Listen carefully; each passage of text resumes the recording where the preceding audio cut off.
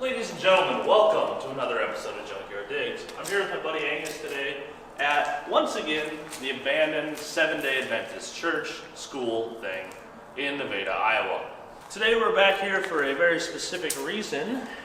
What will, depending on how the day goes, potentially be our next project car. That right there is a 1981 Buick Century. But it's not just any 1981 Buick Century. It's a diesel. Here we go again.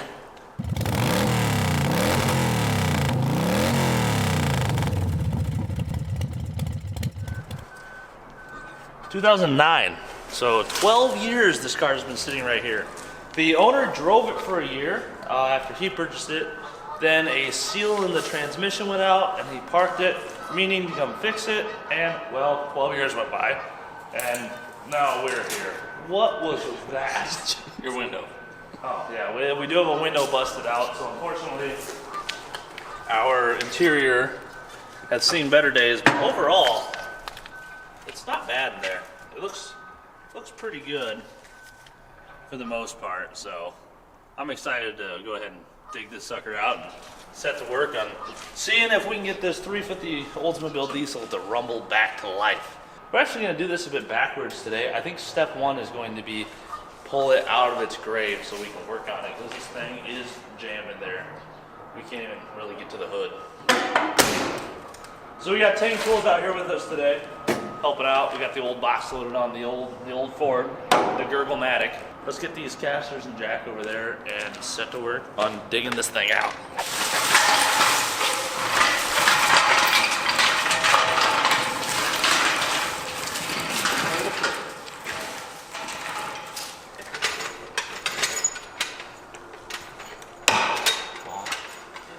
Radial steel belted traction XTC.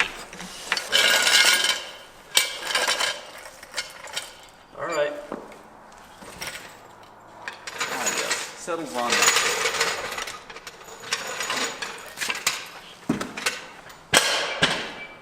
There. That might do. Yeah, it worked. Yay!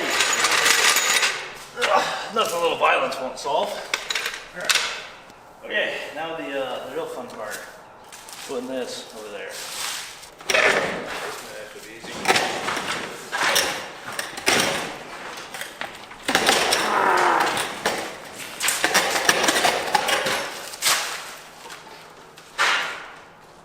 Went better than I thought, I'm not gonna lie. Pushing uphill, I thought that was gonna be impossible. Let's see if we can go another 2 feet and then we can rip it out with a Dursel. Alright, that'll do. Good enough. Okay, we'll get the truck in here, hook up a strap, turn the wheels, do a bunch of stuff, and we'll be right back.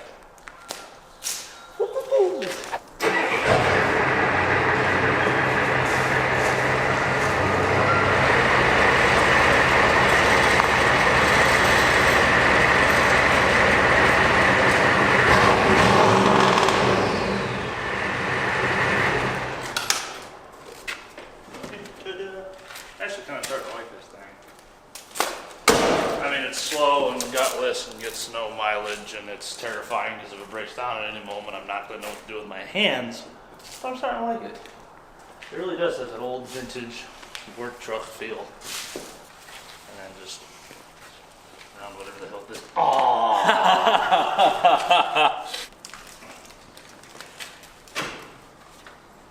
Ta-da! Good? Ciao. All right. Oh. This is comfy. This is nice. Tickling my back. Either that or it's bugs. I don't know. No bugs. No bugs. Okay, well, hey, I'll just see you around, man. Okay, bye. Ready? Yep.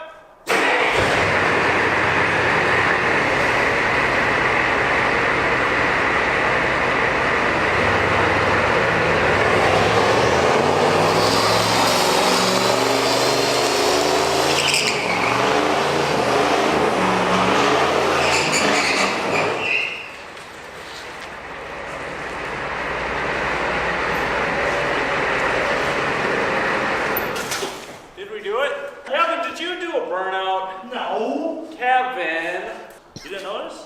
Oh, it's so soft and smooth riding in here. Actually, this thing has brake pedal. Does it really? You know what's really It good? doesn't go straight to the floor, but I don't trust it.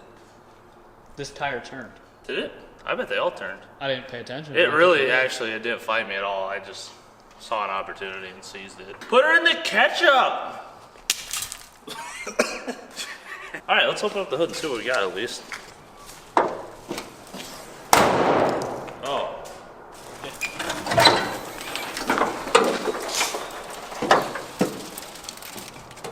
Wow. That's a poopy engine. So the first step is gonna be check for spark. All right, let's drop some batteries in these and see if our O'Reilly's adapters are gonna work, because I don't have any side post batteries because I hate side post batteries, and GM was a big pile of dummy heads for ever designing that. Oh, okay, so this was charged. What a discharge. Sweet.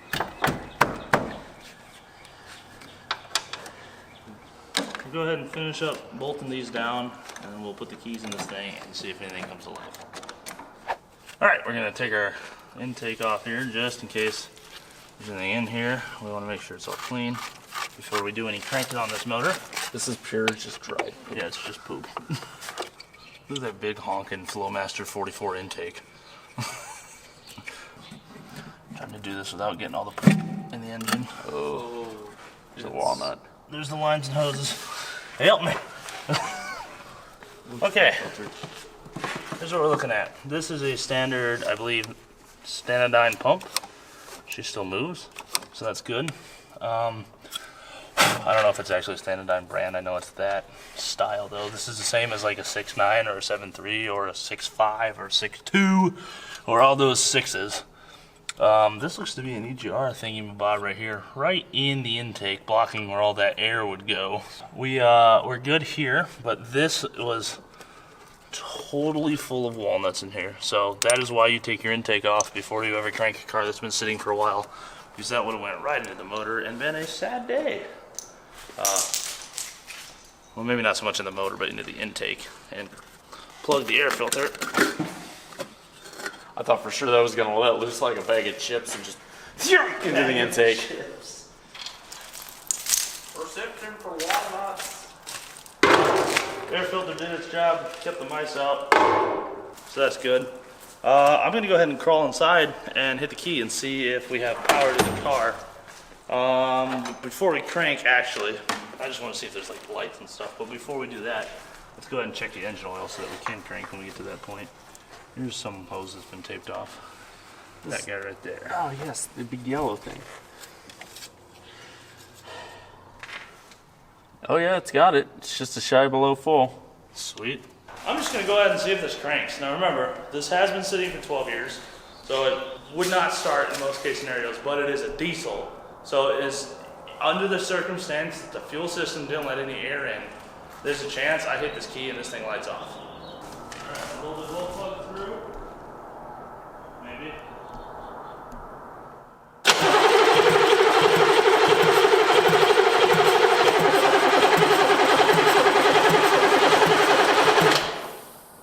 But I saw smoke coming out, so I was trying to fire on at least one. Yeah, actually, if you look at where the tailpipe was, a bunch of black shit came out. Well, that's probably just dust. Yeah. Let's hit it again.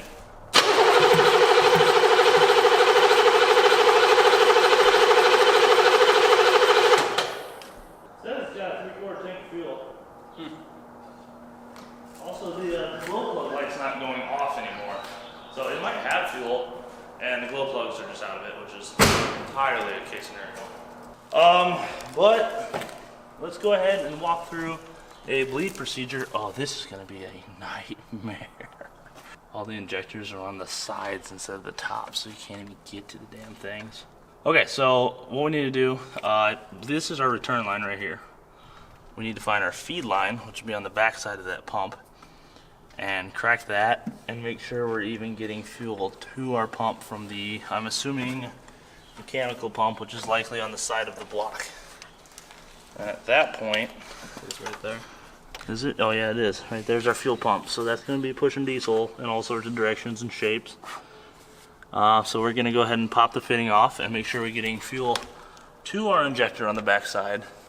And then we can go ahead and pop the fittings loose on all of our injector caps and get diesel out over there. I think this is our Filter. Yeah, this is our filter, so that should be our in line because there's a line coming back out to. Unless it runs the mysteries. return through it, which it looks like it does not. So I think this is our in right here. What is this? Look at all this. All like this a- emission stuff. This is terrifying. Ugh, damn it! I did it again. The AC would have worked if I didn't drain it by leaning on it all day. Okay, so we can pop this fitting right here loose to check prior to the filter if there's Dursel.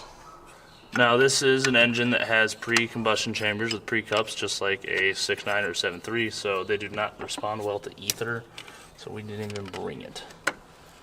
Okay, there's a little fuel trickling there. Angus, do you want to crank it a bit? Shouldn't have to go much. Ready? Yep. She's got fuel, that's for sure. This truck, it's gonna be hard not to call this a truck. This car has been sitting for, what do we say, 12 years? So, thankfully it's diesel. I think this fuel's probably still okay. Diesel is not nearly as volatile as gasoline, so it should keep better, which means this fuel is probably still good enough to run. It looked clean coming out just now, that's for sure. Okay, so our next step, now that we know we have fuel to the pump from the diaphragm mechanical, is to figure out how the hell to get a wrench in here, which just seems to be impossible, and pop all these caps loose on the actual injector lines themselves. At that point, we will crank it over again and bleed everything out. How the hell do you do this? So one concern I have since this car's been sitting for 12 years is that the plungers in that pump might be stuck in their bores, and they're not going to move around and let fuel in and out, and that's going to be sad times for us in the immediate future, aka this thing won't move fuel and won't run. We'll find out here in a minute. I actually have, this one's actually leaking diesel, the one I loosened down here, so we might be okay. That was just some of the lines, who knows. Diesels of this vintage are very simple engines. All you need is a working pump that has 12 volts to keep the shutoff solenoid open, a proper feed, a clear filter, make sure the pump's getting fuel with no air in any point in the lines, and then no air between the pump head and the injector caps themselves down here. And if you have that and everything's flowing fuel the way it should, they should light off and run with minimal drama.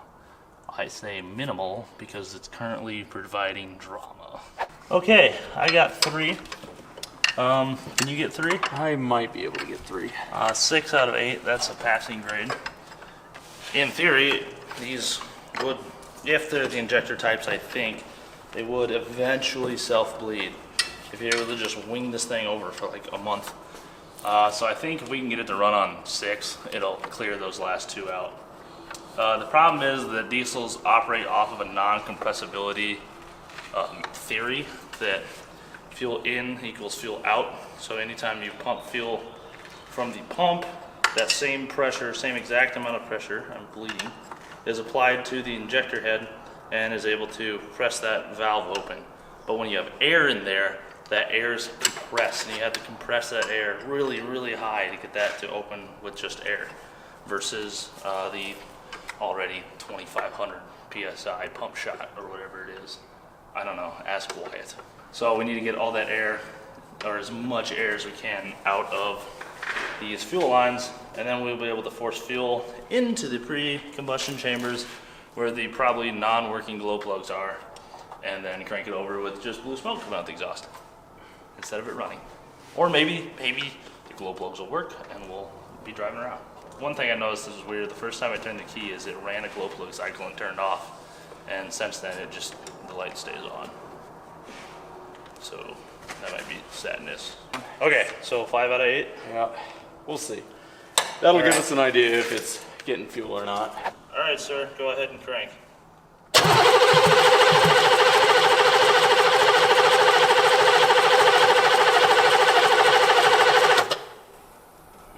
Not seeing anything yet. All right, go ahead.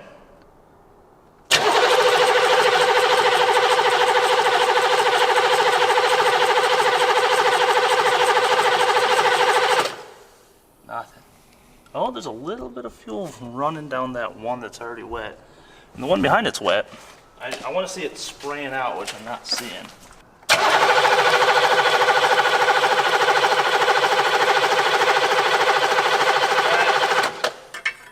Not seeing the amount of fuel I want to. Well, one thing we could do is take our glow plugs out to relieve all the pressure and get this thing really winging over. Actually, hey, you know what? Turn the key on again. Oh, no, okay.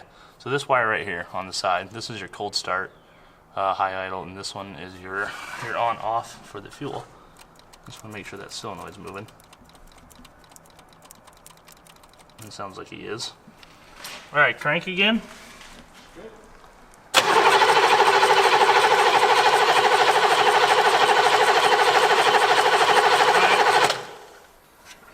I'm not seeing a lot of fuel. Our plungers might be sticking. I mean, there's definitely fuel, but it doesn't look like it's under pressure worth a shit. So we got a couple directions we can go right now. We can continue to try to get the rest of the injector lines off and see if we have a fuel issue. We can pull the glow plugs out and relieve our compression so that we can wing it over better, not wear down our batteries, and also maybe get new glow plugs in there. But I don't know which direction is the best direction to go. So I'm trying to take a reading off of our glow plugs, and since they're all grounded into the block, I'm getting 12 volts all the time since they are the ground and the positive is the positive. Turn the key on, Angus. Okay. I've got this there's a button on the floor. There's a what? An auxiliary button. It was like wrapped around the parking brake thing. I wonder if someone wired up the glow plugs to that. Alright, this is that button. Oh, okay, got it. So that goes up and around over the cowl, over on top of the AC. Right to the solenoid for the glow plugs. So that is absolutely a glow plug bypass. So yeah, let's tighten all these down and try that again. Probably would have started if we knew that that was in there. Maybe, or maybe it never will, and we're just gonna be sad forever. It's a diesel. It's a diesel, we'll always be sad forever. Okay, everything's tightened back up. I'm gonna climb in there and hold the button for an undiscriminable amount of seconds, and then hit the key. Push me left. Good luck. No button.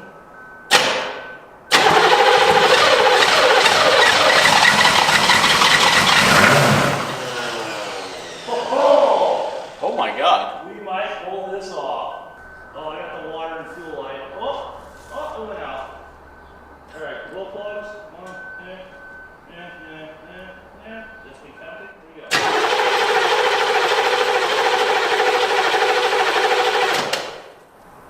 None of the glow plugs work because the wires get warm in my hand. Way in here. All right, more plugs.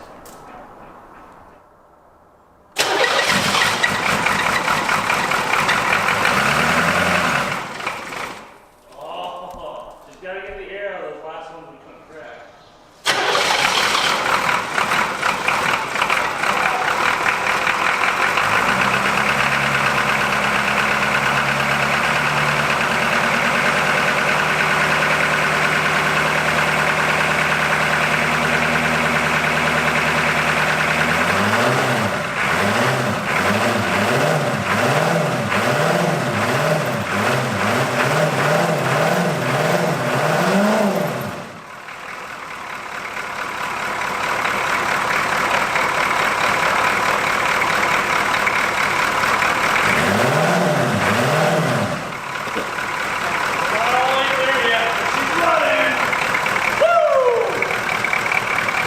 I never thought I'd be impressed with a 350 diesel.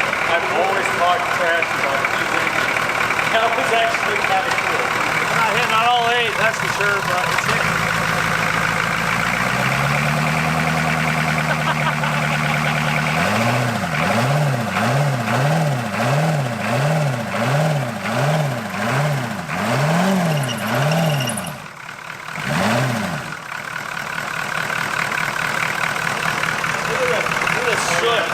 Do a bunch of setup.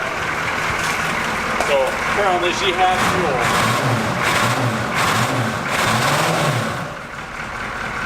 She whiz.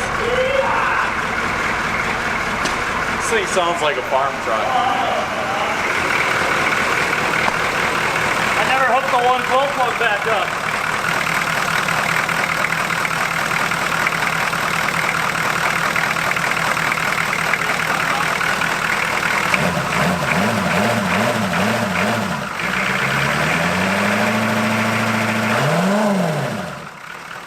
A little better. Hardly. Look at that. That runs pretty good. What? I said it runs excellent. What, I'm wanting an egg salad? I thought it was purple. I've never been in a Thorn War. Alright, oh, we got headlights. Oh yeah, one high beam.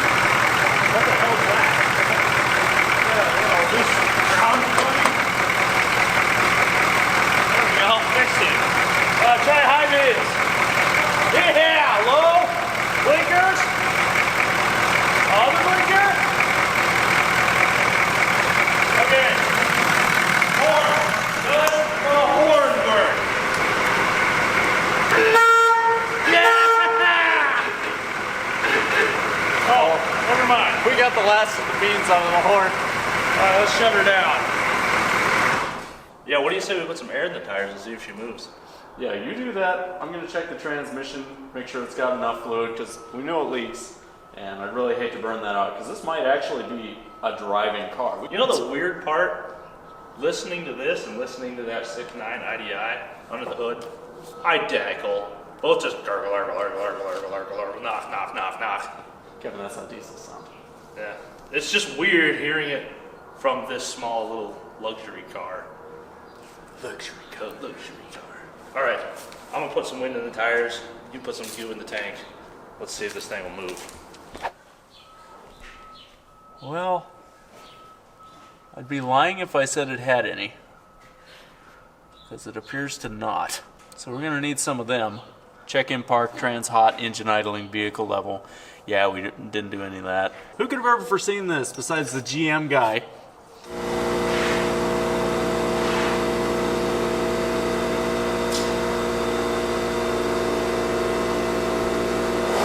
Alright, let's see if these take air.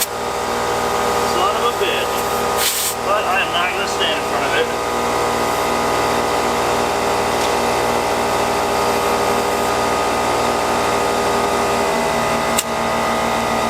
Hell yeah.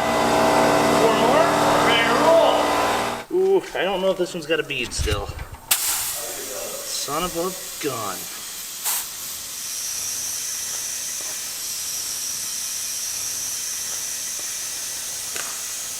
Look at that. Well, we're gonna have to see how this thing drives. Because if it drives really nice, we're just gonna have to take her back and clean her up. Yeah, all these vacuum hoses on all this smog stuff, they're all cracked at the end.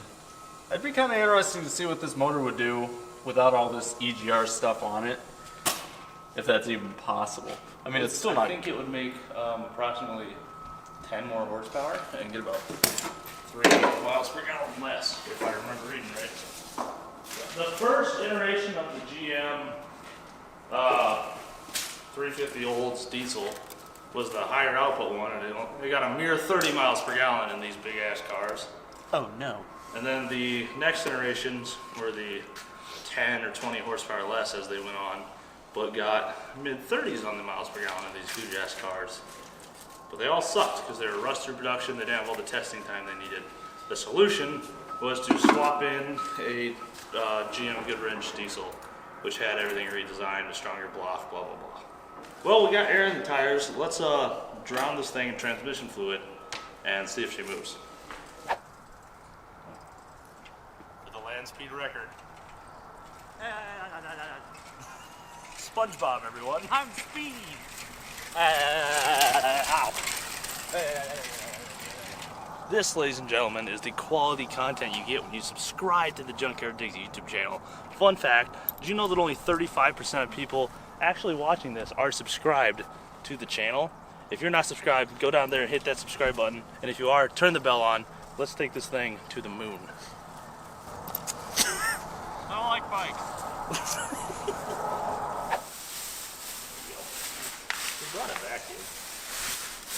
I just know that my shirt's gonna ride up my back, and I'm gonna have flat in my ass crack.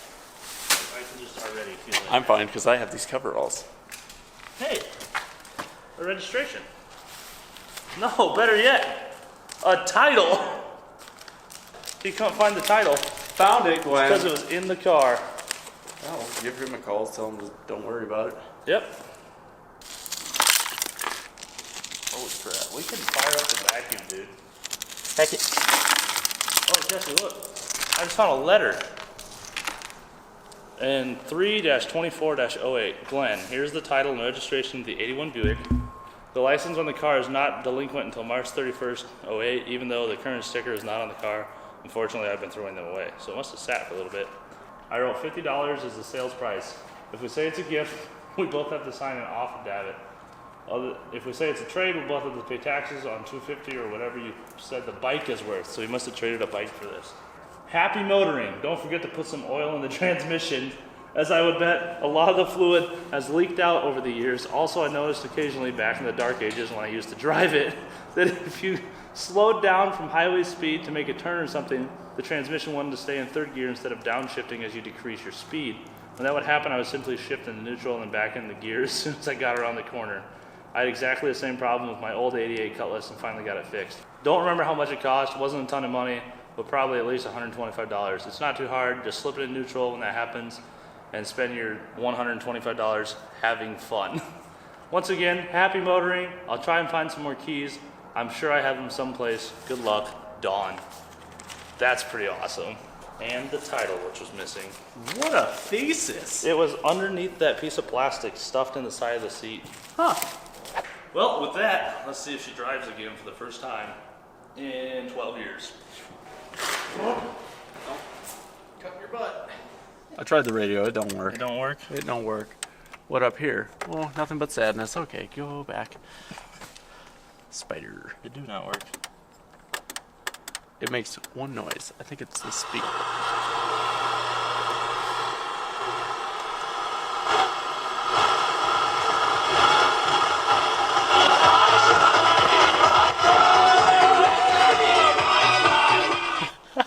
And demonetized. Okay. Feels like we got a brake pedal. Here we go.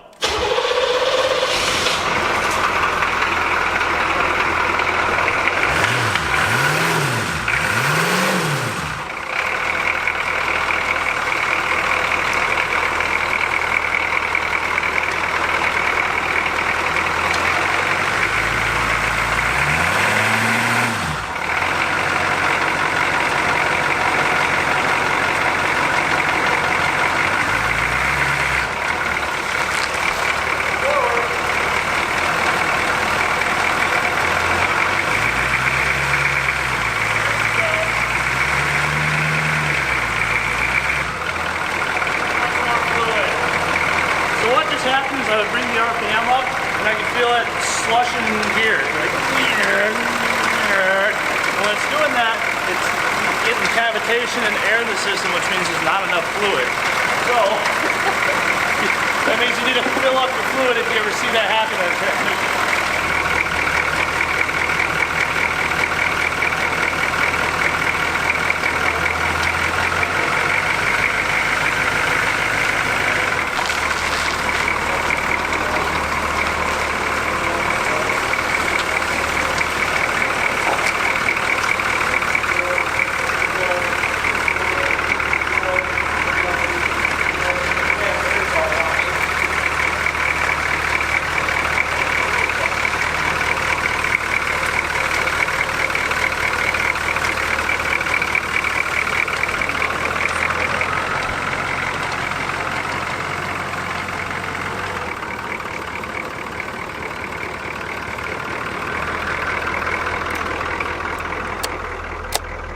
Wipers no bueno. Good thought about it. Oh, some napkins with numbers. Look it's the mileage. They're doing calculations. Well, she got 25 miles a gallon once. 420 miles on 17 gallons. Oh, diesel engine starting procedure. Press the button that someone wired onto the floor. I like, my favorite part is since that's disconnected or all wrong, it just says diesel wait all the time. It's like, wait, diesel, shit. Oh, I forgot I'm a diesel. Check this out. Hi. Hey. They both work. You don't have the backs, do you? They're back here. They're for independent young adults. Well, wait a second. Nope, that's the vet window. What the shit? What in the HE double heck is going on? How do you put the back windows down? Or do they not? I don't think they down? do, because there's no. Here? Because that's pretty thin on a door.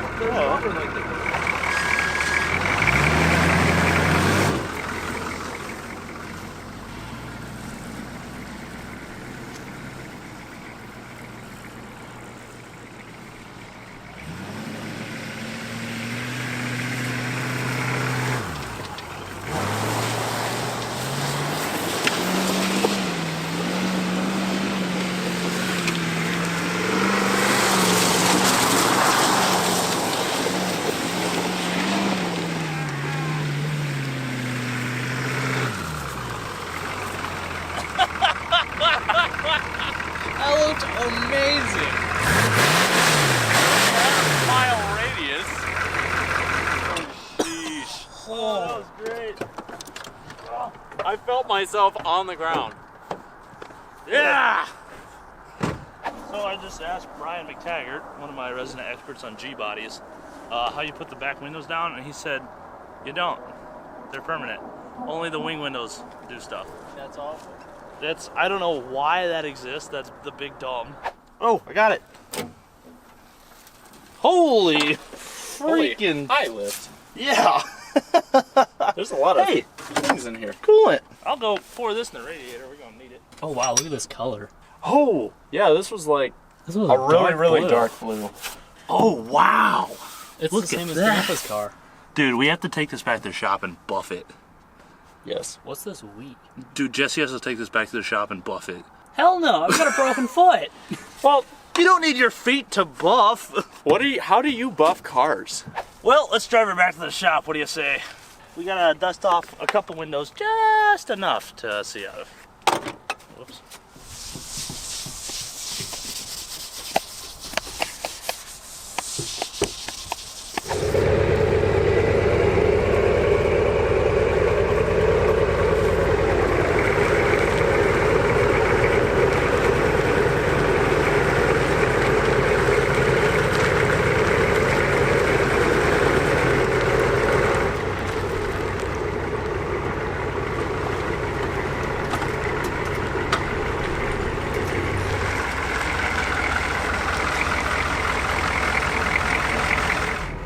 Welcome aboard. Yeah, it rides like a dream. It runs really, really good.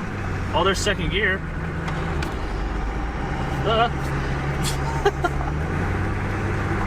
Let's get these back windows open. There we go. There's dust everywhere. Our speedometer works. Oh wow, is it luggy? Oh man. Yeah, I think the kickdown doesn't work. Suspension test. Oh, I might have to just start driving this. Oh, goddamn. Goddamn, it needs tires. It's like, oh, that's a bit loose there. That's okay, you don't need those. Steering's pretty tight though. It's the suspension that moves. Do our wipers work yet? Oh, they're alive! They were covered in poop, that's what it was. Just had to shake all that poop off in a big old donut.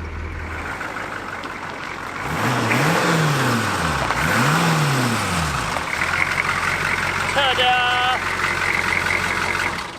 Well, that's going to do it for this episode. If you guys enjoyed, make sure you subscribe to the YouTube channel. Subscribe to all of our friends, Junkyard Mook, Thunderhead 289, Golden Rust and Bus, Deboss Garage, Vice Grip Garage, Cars and Cameras, Dylan McCool, the whole gang. We'll see you guys next week. Peace. Let's go wash this sucker for a part 2. What do you say?